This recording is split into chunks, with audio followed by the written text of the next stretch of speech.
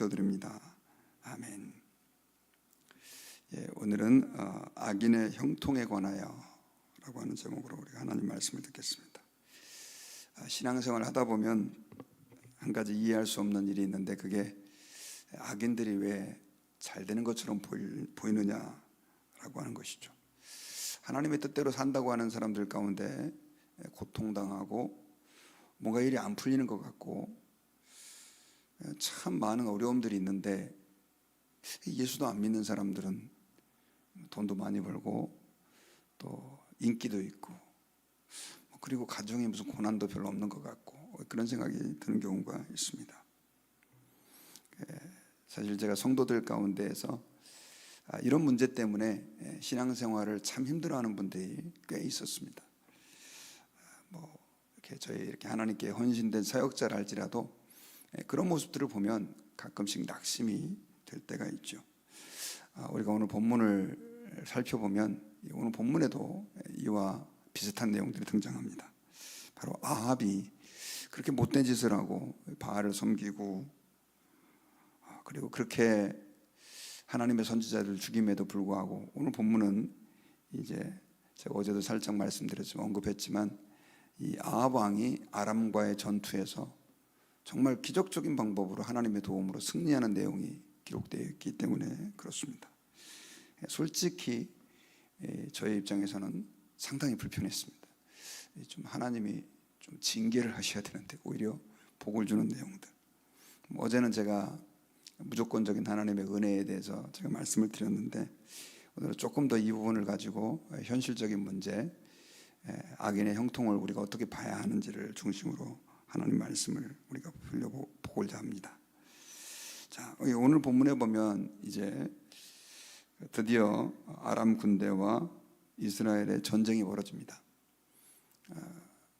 아람 군대가 학자들은 한 10만 명 정도 이상 되는 군대를 데리고 왔다고 얘기를 해요. 성경에 기록되어 있지, 자세한 군인 숫자는 기록되어 있지 않지만 어쨌든 30여 명이나 되는 그 각 지역의 왕들을 데리고 사마리아 성을 이제 포위하고, 그리고 그 아합 왕에게 항복을 요구를 했습니다.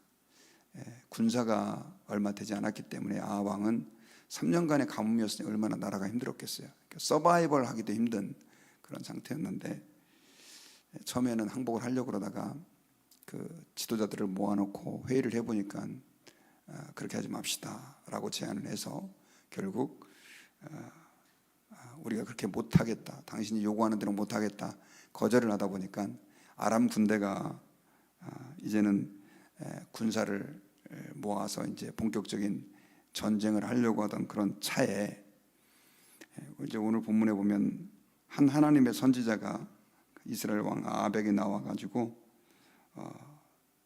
이제 실제로 하나님이 지금 이 상황에서 말도 안 되는 상황이지만 이 아람 군대를 당신의 손에 넘기실 겁니다.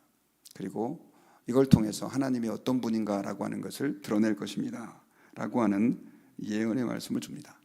그러니 아합이 이걸 듣고, 이 아람 군대를 나한테 넘긴다고 그랬으니 지금 자기는 싸울 군대도 없는데 이게 어떻게 누굴 통해서 이런 일을 이루겠습니까? 라고 물으니까 각 지역의 고관의 청년들로 할 것이다 라고 하는 메시지를 줍니다.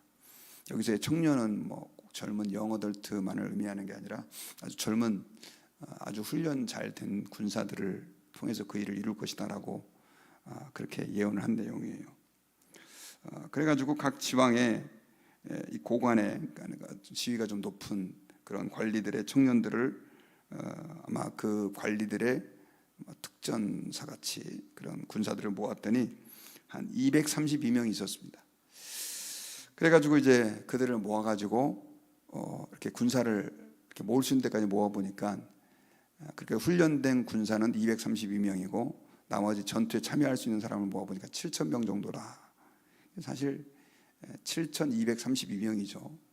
이거 가지고 거의 10배가 넘는 아람의 군사를 대적한다는 것은, 이건 계란으로 바위를 치는 것과 같은 것입니다.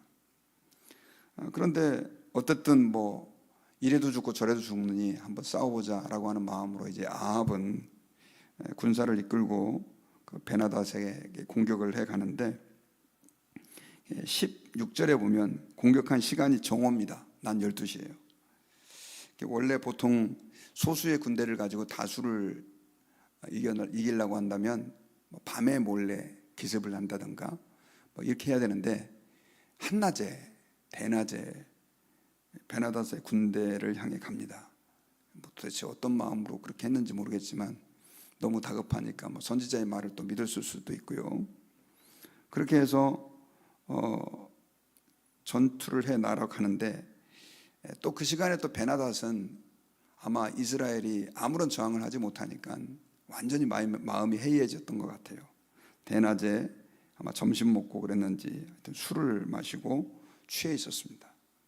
그래가지고 이 이스라엘의 군대는, 이 아합의 군대는 먼저 그 아까 232명의 그 청년들과 함께 이제 이렇게 앞으로 그 베나닷의 진영 쪽으로 그렇게 나아갔는데 이걸 정탐꾼들이 보고 베나닷한테 보고를 합니다.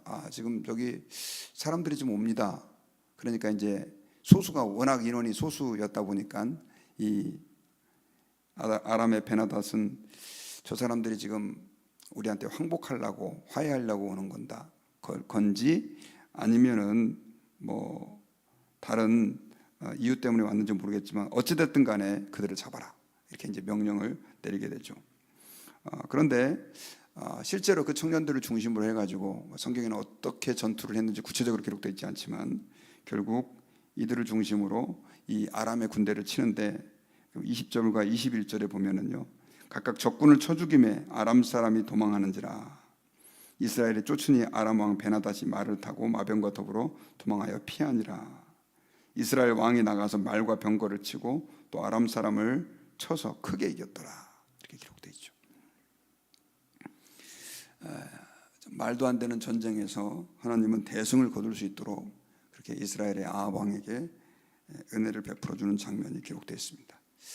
아까 제가 서두에 말씀드렸지만 참 이해할 수 없는 하나님의 역사이죠. 하나님의 그 일하시는 것들은 우리의 생각으로 판단하러 참 판단하기가 어려운 게 많이 있습니다.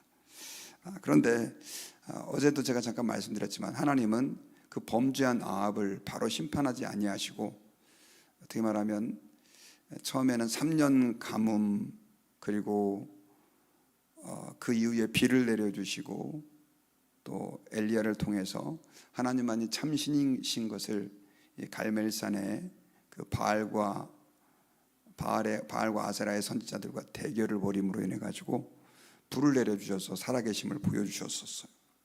그럼에도 불구하고 아합은 돌이키지 않고 엘리야를 죽이려고 했죠. 그래서 이제 이번에는 아마 하나님이 강경책 말고 좀 회유책을 쓰신 거죠. 그래서 하나님이 이렇게 살아 역사하는 하나님이라고 하는 것을 아합에게 보여줌으로 승리를 하게 하기 위해서, 그러니까 아합에게 하나님이 말도 안 되는 전쟁에서 승리하게 하심으로 하나님만이 참신이다라고 하는 것을 드러내려고 그렇게 한 것입니다. 그런데 이 사건으로도 나중에 이제 아합은 회개하지 않아서 결국 하나님의 심판을 받게 됩니다. 자, 그런데 여기에서 아까 제가 제기했던 그 질문에 대한 문제를 좀 생각을 해보려고 합니다. 그것은 악인의 형통에 대한 부분이죠. 이렇게 만약에 아합이 잘 되고 특별히 말도 안 되는 전쟁에서 하나님의 도우심에 대해서 도우심으로 아람과의 전쟁에서 승리하는 부분을 고난당하는 그 엘리야의 입장에서 봤을 때 이거 참 이해가 가겠냐고요. 성경을 읽는 우리도 잘 납득이 가지 않는데 말입니다. 그런데 실제로 여러분 오늘날 이 땅에는 그런 일이 많이 일어납니다. 하나님을 대적하고 하나님이 없다고 하고 악한 일을 도맡아 하는데도 불구하고 돈도 잘 벌고 또 높은 자리도 올라가고 인기도 있고 이런 사람들이 많이 생기게 되죠. 실제로 여러분 성경의 시편 73편에 보면요, 그 아삽의 시인데 이 사람은 이런 고백을 합니다. 하나님이 참으로 이스라엘 중 마음이 정결한 자에게 선을 행하시나 나는 거의 넘어질 뻔하였고 나의 걸음이 미끄러질 뻔하였으니 이는 내가 악인의 형통함을 보고 오만한 자를 질투하였습니다. 시험 들 뻔했다는 거예요. 왜 시험 들 뻔했느냐?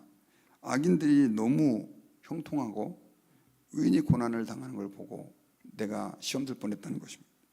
왜냐하면 우리가 알기로 하나님은 공의로운 하나님 아니에요. 그리고 어떤 사람들은, 악인들은 뭐 처음엔 지금은 잘 되는 것 같지만 죽을 때 아주 비참하게 죽는다, 하나님이 심판한다, 이렇게 생각을 하고 있지만, 이 아삽은 또 뒤에 이렇게 얘기를 해요. 봤는데 죽을 때도 잘 죽더라. 이제 시편 73편 4절과 5절에 보면 그들은 죽을 때 고통이 없고 그 힘이 강건하며 사람들이 당하는 고난이 그들에게는 없고 사람들이 당하는 재앙도 그들에게 없나니 라고 말을 하고 있죠. 그러면서 73장 12절, 시편 73편 12절부터 12절에는 이렇게까지 얘기해요. 볼지어다 이들은 악인들이라도 항상 평안하고 재물은 더욱 불어나도다. 그러면서 내가 내 마음을 깨끗하게 하며 내 손을 씻어 무죄하다 한 것이 실로 헛되도다. 나는 종일 재난을 당하며 아침마다 징벌을 받았도다. 그러니까 이제 모순이죠. 세상에 존재하는 모순. 자, 이런 걸 어떻게 이해할 거냐? 그런데 이 아삽의 시 마지막 부분에서는요, 여기에 대한 답을 이야기하죠.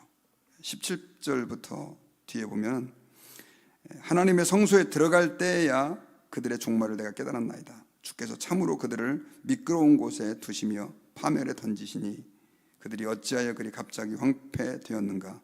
놀랄 정도로 그들은 전멸하였나이다. 죽는 순간까지도 남들보다 더 평안하게 죽고 또 화려하게 죽고 별로 고통도 없이 죽는 것 같은데, 자신이 하나님의 성소에 들어가서 하나님의 특별한 열어주심으로 결국 마지막 하나님의 심판을 보게 되었다라고 하는 것을 고백을 하고 있는 거죠. 이 말은 이 땅에서 악인들이 좀 잘 되는 경우가 있고 죽을 때도 가끔씩은 어떤 사람은 하나님의 심판을 통해서 그렇게 종말을 비참하게 맞이하기도 하지만, 설령 그렇지 않다 할지라도 결국 하나님의 궁극적인 심판이 그에게 있다라고 하는 것을 오늘 이 시편에서는 우리에게 보여주고 있는 것입니다. 사실 이 아합은 여러분 이렇게까지 하나님이 그를 때리기도 하시고 또 기적적인 은혜를 베풀어 주셔서 회유하기도 했는데, 아합의 경우는 끝까지 회개하지 않다가 결국 전쟁에서 이제 비참하게 죽고 마는데, 그렇지 않은 사람들도 있습니다. 그렇지 않은 사람들도 있죠. 그러나 결국 그렇지 않다 할지라도 하나님의 보좌 앞에서 그들은 심판과 형벌을 받게 될 것이다 라고 하는 것을 우리에게 분명하게 말씀해 주고 있는 것을 우리는 기억해야 합니다. 성경에는 이런 예들이 또 나오죠. 하박국 같은 경우는 그가 이렇게 고백을 했습니다. 하나님, 왜 이 유다의 악과 불의를 그냥 놔두십니까? 라고 물었을 때, 왜 하나님 저렇게 악한 사람들을 심판하지 않습니까? 라고 물었을 때 하나님은 내가 바벨론을 통해서 심판하겠다. 그러니까 하나님, 바벨론은 유다보다 더 악한데요. 그러니까 그러면 내가 그럼 나중에 바벨론을 또 심판하겠다 이렇게 얘기를 하세요. 그러다가 나중에 이제 하박국이 유명한 고백을 하죠. 비록 무화과 나무가 무성하지 못하며 포도나무에 열매가 없으며 감람나무에 소출이 없으며 밭에 먹을 것이 없으며 우리의 양이 없으며 외양간에 소가 없을지라도 나는 여호와로 말미암아 즐거워하며 나의 구원의 하나님으로 말미암아 기뻐하리로다. 주 여호와는 나의 힘이시라. 나의 발을 사슴과 같게 하사 나를 나의 높은 곳으로 다니게 하시리로다. 이 노래는 지휘하는 사람을 위하여 내 수금에 맞춘 것이라 라고 말하면서 하박국서는 하나님을 찬양하면서 마무리가 됩니다. 자, 이 하박국은 아까 우리 아삽의 시보다 한 단계 더 깊은 진리를 우리에게 주는데 뭐냐면, 우리는 자꾸만 이 세상을 살다 보니까 현실적인 문제, 악인이 보니까 나보다 돈도 많고 지위도 높고 명예도 있고 세상적으로 평안할 것 같다. 하지만 그게 여러분 진정한 평안은 아니라는 거죠. 이 하박국 선지자는 하나님이 내게 기쁨이 되신다라고 하는 것을, 비록 이 현실 자체는 너무너무 불합리하고 모순적이지만 그러나 하나님이 나에게 기쁨을 주신다. 오직 의인은 믿음으로 산다라고 하는 이 믿음을 가지고 하나님 앞에서 노래하면서 무화과 나무 잎이 없어도 포도 열매가 없어도 감람나무에 소출이 없어도 나는 여호와로 말미암아 구원의 하나님으로 말미암아 기뻐하는 은혜를 누린다라고 노래하고 있는 것이죠. 그러니까 사실은 여러분, 우리가 이 세상의 모순을 봤을 때 너무 속상해하지 말아야 되는 이유는 뭐냐면, 결국 하나님은 마지막 날 그들을 심판하실 것인데, 우리가 눈에 볼 때 이 땅에서 심판이 이루어지지 않는다 할지라도 결국 주님은 마지막 심판 때에서 그들을 다 심판하실 것이고, 그렇지 않는다 할지라도 우리가 별로 신경 쓸 이유가 없는 것은 우리가 하나님으로 인하여 기뻐함을 누리는 것 자체가 이미 큰 복이고 은혜다라고 하는 것이죠. 그러니 우리 믿음의 이 중심을 현실에만 너무 두면 안 된다라고 하는 것입니다. 사실 우리 한국이 참 어려웠던 때가 있었는데, 그게 일제시대 때였지 않습니까? 근데 일제시대 때 참 많은 목사님들과 성도들이 힘들었던 게 뭐냐면, 그 일제에 그렇게 부역하고 신사참배하고 그렇게 살았던 사람들이 오히려 해방 후에 더 잘 되는 거예요. 그리고 믿음을 지키기 위해서 그 신사참배를 거절하고, 이런 사람들은 교회 다 뺏기고, 또 학교도 다, 그때 신학교도 다 문 닫게 만들었거든요. 이렇게 하나님 말씀대로 가르치려고 하는. 근데 해방 후에도 이렇게 잘 안 되는 거예요. 엄청나게 많은 좌절이 오는 거죠. 이렇게 믿음을 지키고 고통을 이겨냈으면 하나님이 축복을 주셔야 되는데, 현실적인 것은 그렇지 않았다는 것이죠. 지금도 그 일제시대 때 독립운동했던 분들이 되게 가난하고 힘들게 사는 분들이 많다고 그러잖아요. 여러분, 우리가 이 땅을 살아가면서 우리는 분명히 이런 모순을 경험하게 될 겁니다. 그리고 예수 믿는 사람이 잘 된다, 잘 될 수도 있죠. 근데 안 될 수도 있습니다. 좀 죄송한 얘기지만 예수님의 12제자는 어떻게 다 돌아가셨죠? 다 순교했잖아요. 세상적인 관점에서 보면 저주받은 거죠. 젊은 나이에 다 비명 행사했으니까. 그러나 누가 그 예수님의 12제자를 향해서 복받은 사람이 아니다, 저주받은 사람이다라고 말할 수 있냐는 것이죠. 우리는 이 땅을 살아가면서 현실적인 문제는 무시할 수 없습니다. 그러나 절대로 현실이 다가 아닙니다. 차라리 계속해서 악행을 하는데도 불구하고 잘 되는 사람에게는 악행을 해서 징계받는 것이 오히려 복입니다. 왜냐하면 나쁜 짓을 하고 계속해서 악한 짓을 하고 하나님을 욕하고 그렇게 하는데도 잘 되니까 그 사람이 하나님 찾겠냐고요.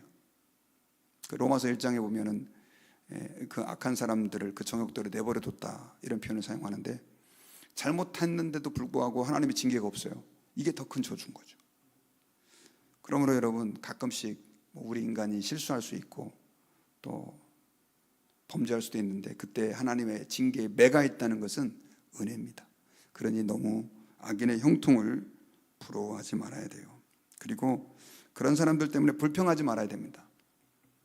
시편 37편에 보면은요, 이런 고백이 나와요. 이 시편 기자는 또 이 악한 사람들 때문에 불평하다 보니까 결국 그게 내가 손해가 되더라, 그러면서 이런 고백을 하죠. 여호와 앞에 잠잠하고 참고 기다리라. 자기 길이 형통하며 악한 꾀를 이루는 자 때문에 불평하지 말지어다. 분을 그치고 노를 버리며 불평하지 말라. 오히려 악을 만들 뿐이라. 그러면서 이 시편 37편에서는 그들은 다 하나님께서 심판하실 것이고 정리하실 것이다, 그러면서 이런 얘기까지 합니다. 의인의 적은 소유가 악인의 풍부함보다 낫도다. 우리가 이 땅을 살면 그런 사람들 많이 만나게 됩니다. 또 더 힘든 거는 이렇게 신앙생활을 한다고 하면서도 계속해서 악을 행하는 사람들 있잖아요. 그러면 참 모순이죠. 저는 목회자의 입장이다 보니까 그런 사람들을 봅니다. 어떤 목사님은 진짜 악해요. 저 사람이 목사가 맞나 싶은데 또 교회는 너무 잘 성장이 되는 거예요. 너무 이중적인 게 다 보이는데 교회가 잘 돼요. 그리고 교회가 부흥이 돼요. 그런 거 보면 정말 좌절이 되고 낙심이 됩니다. 근데 여러분, 이런 현실적인 문제 또 여러분들의 아마 삶에도 있을 겁니다. 사업을 하는 분들, 직장생활 하는 분들, 우리 이웃들을 볼 때, 그런데 우리 낙심하지 마시고 우리의 마음을 아시는 하나님, 또 이 세상의 모든 역사를 내가 원하는 대로 주관하진 않죠. 그러나 섭리하시고 주관하시는 공의로우신 하나님께서 다 평가하시고 판단하실 것이고 갚아주실 것으로 여러분들 믿고, 무엇보다 하박국 선지자의 고백처럼 현실의 문제, 무화과 나무에 열매가 없고 또 외양간에 송아지가 없어도 여호와로 인해 기뻐하겠다라고 한 그 고백이 저와 여러분들의 고백이 되실 수 있기를 주님의 이름으로 부탁드립니다. 말씀의 결론을 맺겠습니다. 모르겠습니다. 여러분들은 이 성경을 읽을 때 어떤 느낌이었는지 모르겠지만 저는 굉장히 불편했어요. 이 아합 왕, 이 못된 왕, 선지자를 그렇게 막 닥치는 대로 죽인 이 못된 왕을 도대체 왜 하나님이 축복하시는가? 악인의 형통이죠. 나중에는 이제 심판을 받지만 이 과정 중에 있을 때는 이해하기 쉽지 않지만, 그러나 여러분, 이 악인의 형통에 관한 문제, 이것은 성경에도 많이 등장하는 문제입니다. 궁극적으로 하나님은 그들을 심판하실 것입니다. 그러므로 우리가 낙심하지 말아야 하고, 그리고 사실은 이 세상에서 잘 되고 못 되는 것만 가지고 우리의 신앙생활이 왔다 갔다 해서는 안 되죠. 구원의 하나님, 우리를 위하여 예수 그리스도를 보내주시고 하나님 자녀 삼아주시고 나와 동행해 주시는 하나님을 인하여 기뻐한다면 우리는 현실의 문제를 극복할 수 있고, 때로는 이해되지 않는 그 하나님의 역사를 믿음으로 받아들일 수 있는 축복과 은혜가 있게 될 줄 믿습니다. 우리 같이 기도하겠습니다.